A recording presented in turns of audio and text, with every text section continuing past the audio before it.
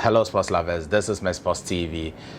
We are going to talk about the Oleksandr Usyk versus Anthony Joshua bout that happened in Jeddah, Saudi Arabia. It ended up in a split decision win for Oleksandr Usyk, the cards, but the only disagreement with the scorecards of the judges was Glenn Felden's scorecard, who scored it 113-115 in favor of Anthony Joshua.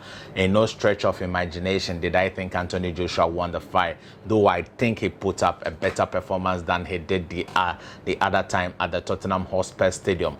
But before I get into the nitty-gritties of this fight, I'm just bringing you tactical changes both men did.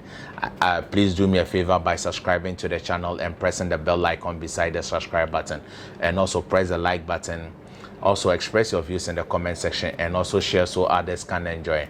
Now let's take the intro and I will be back.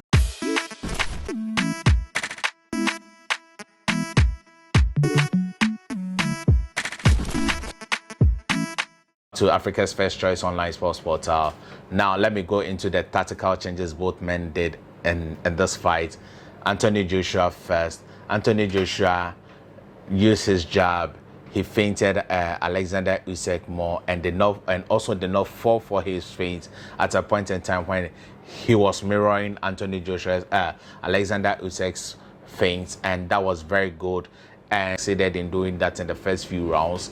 Then Anthony Joshua did not land a lot of combination punches. I don't know if he was scared of losing his gas tank, because there were occasions in which he landed clean punches in which he needed to follow up, but he did not give it massive follow up. I guess he was scared of his gas tank, and that was why I was advising him he should come into this fight at a very lower weight, let's say 236, 237, in which if he would have improved gas tank in order to finish Oleksandr Usyk, because he is the naturally bigger man of the two.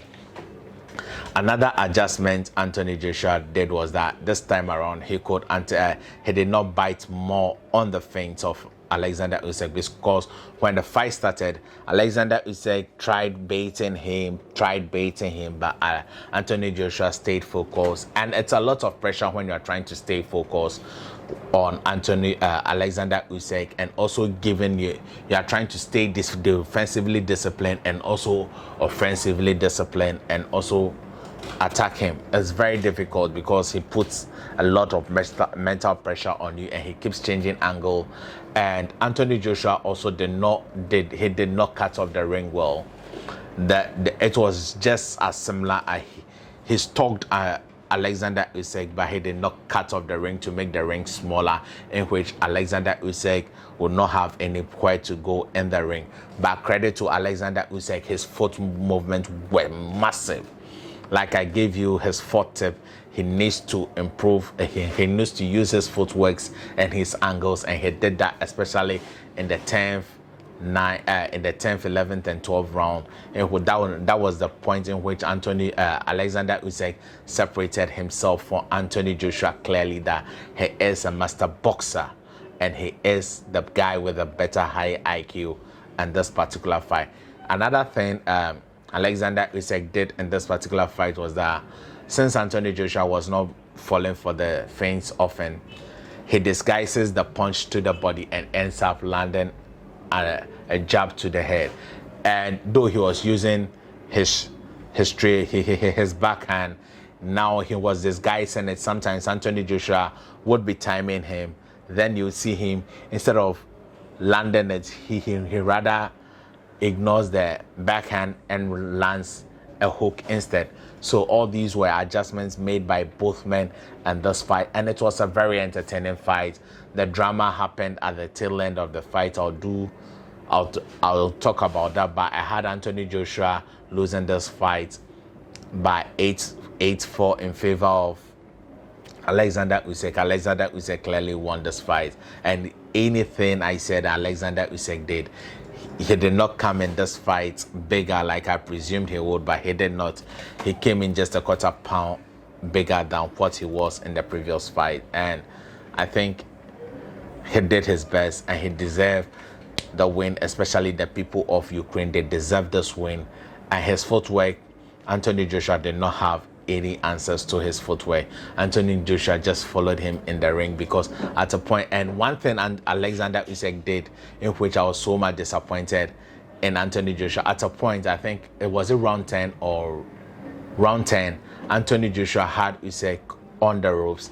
Usyk showed his level of understanding of boxing. He used his shoulders to push Anthony Joshua and turn diagonally in order to avoid the punch, and that was how he maneuvered Anthony Joshua when the only time he touched the rope. Anytime his back touches the rope, quickly he's off, and Anthony Joshua could not pin him to the rope. He is very tactical, and his awareness and sharpness in the ring was massive.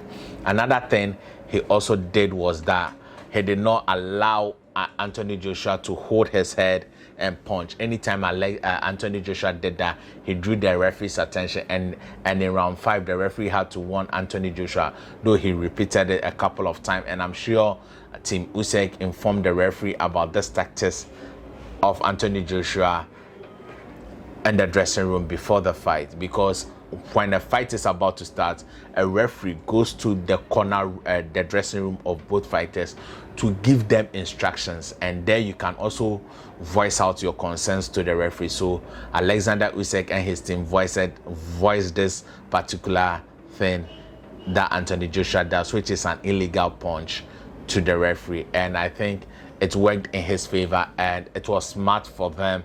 Other people disagree that Oleksandr Usyk shouldn't be complaining.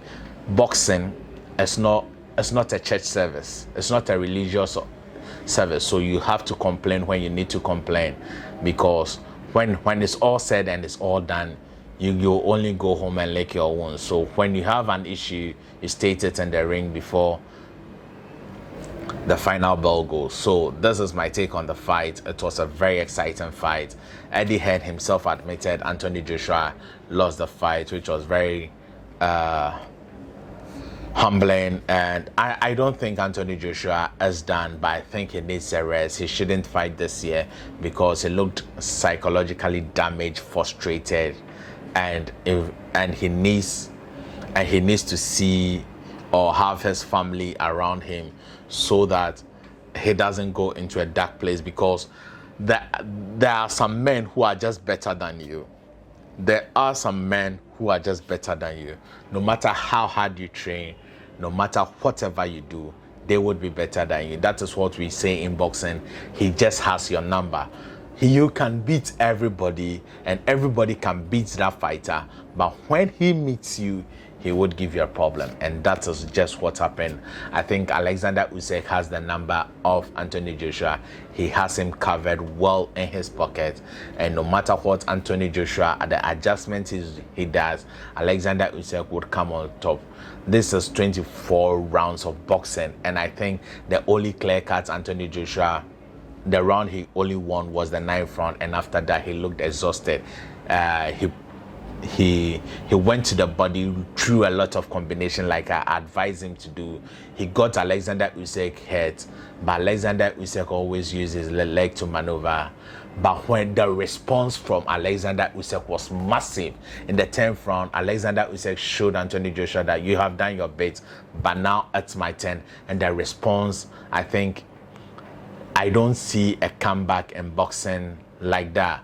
The only comeback I have seen in recent time in the heavyweight division like that was when Tyson the Gypsy King Fury knocked down Deontay Wilder, and in the 3rd round, then Deontay Wilder knocked him down twice in the 4th round.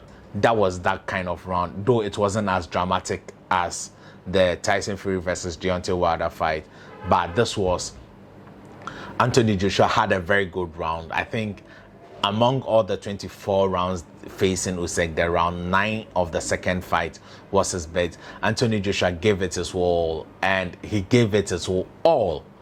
But in the 10th round, Oleksandr Usyk showed him that your all wasn't enough, and I've got you.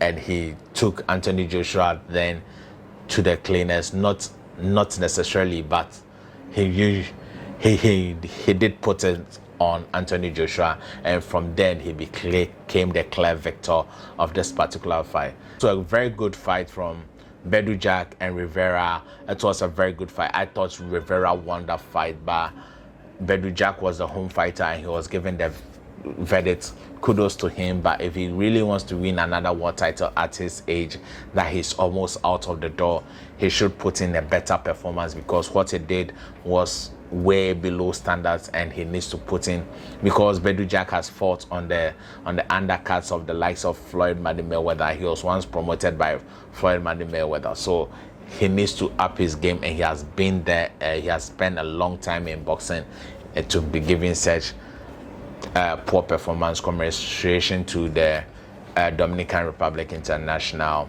Rivera. So that was what happened on the night. Thank you for watching my channel, and for the returning subscribers, I say thank you so much. You keep the channel growing, and if you are new to this channel, please press the like button, express your views in the comment section, share the content on other social media so others can enjoy. Our Instagram page is active, med_sports_TV, so with Twitter and Facebook. So thank you, stay positive, remember there is no limit to greatness.